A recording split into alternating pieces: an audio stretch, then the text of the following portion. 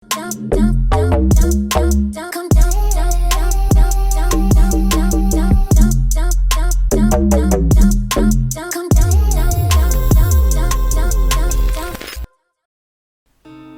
semuanya, selamat datang di Nevermore.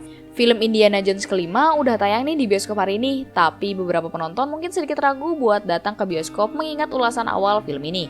Setelah pemutaran awal film ini di Cannes dan pemutaran perdana di LA, Indiana Jones and the Dial of Destiny dibuka dengan beberapa ulasan yang beragam di Rotten Tomatoes, dengan skor awal 51%.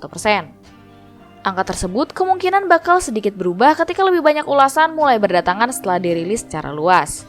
Tapi untuk saat ini, Indiana Jones 5 memiliki skor terendah dari semua film dalam seri ini di Rotten Tomatoes.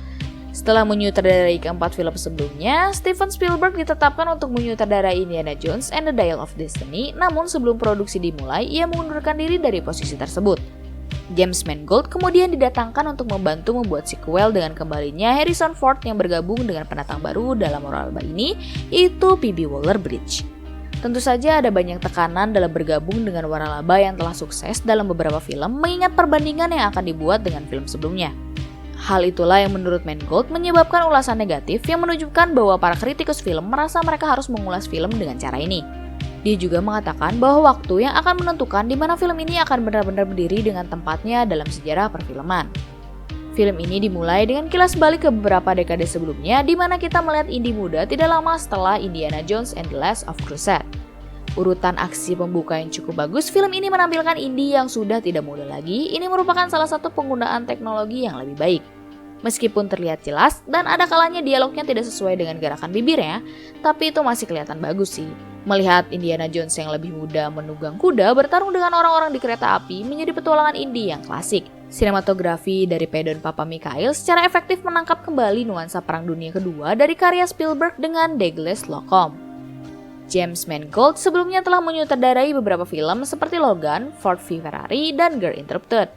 Dengan filmografi yang beragam ini, ia tampaknya merupakan pengganti yang sempurna untuk Spielberg. Dia memiliki kepekaan yang baik dalam mengatur dan mengedit aksinya, seperti yang terlihat pada adegan kereta api di awal film, pengejaran di Tangier, dan adegan kejar-kejaran yang memperlihatkan ini melarikan diri dari penjahat dengan mengendarai kuda. Tapi meskipun terlihat jauh lebih baik dari Kingdom of the Crystal Skull, film ini masih tidak semenarik trilogi aslinya. Mungkin aspek terlemah dari Indiana Jones ini adalah skenarionya. Film ini banyak mendaur ulang dari film-film sebelumnya dan bukan dengan cara yang baik. Salah satu adegan paling emosional dalam film ini adalah adegan di mana Indy merenungkan apa yang telah terjadi pada keluarganya sejak kejadian di film sebelumnya. Adegan ini ditulis dengan sangat indah, tetapi masalahnya adalah adegan ini sebagian besar merupakan momen yang berdiri sendiri. Latar belakangnya yang tragis bukanlah sesuatu yang konsisten menghantui sepanjang film, dan juga tidak relevan dengan hubungan antara Indy dan Helena. Seperti kebanyakan film Hollywood, film ini kurang memanfaatkan Mads Mikkelsen sebagai penjahat. Penampilannya tidak terasa berbeda dengan peran penjahatnya di film Fantastic Beasts atau Doctor Strange. Berbicara tentang aktor yang kurang dimanfaatkan, Antonio Banderas muncul dalam film ini selama kurang dari 5 menit. Penampilannya lebih mirip cameo daripada peran yang sebenarnya. Meskipun Ford telah berusia 80 tahun dan tidak dapat melakukan aksi fisik seperti dulu, film ini seharusnya memberinya lebih banyak hal untuk dilakukan daripada duduk di pesawat selama hampir sepanjang film. Indy hanya melakukan sedikit hal di bagian akhir film, baik dari sisi aksi maupun karakter. Indiana Jones 5 ini tidak memiliki cukup pesona klasik Indy, terutama di babak terakhir. Film ini seharusnya menghibur, menyenangkan, dan membuat kalian meringis karena kekerasan atau bersorak untuk para pahlawan. Tapi sangat disayangkan, film ini tidak memiliki semuanya. Kalau boleh dibandingkan, aku lebih senang nonton film Extraction 2 di Netflix daripada nonton film ini. Momen-momen emosional dalam film ini tidak efektif dengan Indy yang membuat keputusan di akhir film benar-benar gak berhasil. Meskipun babak terakhirnya sangat berbeda dengan apa yang telah kita lihat dari film ini, namun pada akhirnya berakhir dengan mengecewakan. Pada akhirnya, film ini terasa seperti sebuah harta karun yang tak ternilai harganya. Bentuk dan kilaunya mungkin terlihat meyakinkan di awal, namun pekerjaannya yang buruk akan semakin terlihat jelas kalau kalian melihatnya lebih lama lagi.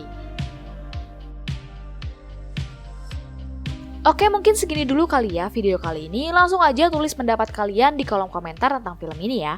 Buat kalian yang suka video ini, silahkan di like, di subscribe, share juga ke teman-teman kalian, atau bisa follow Instagram kita di @never.more.id.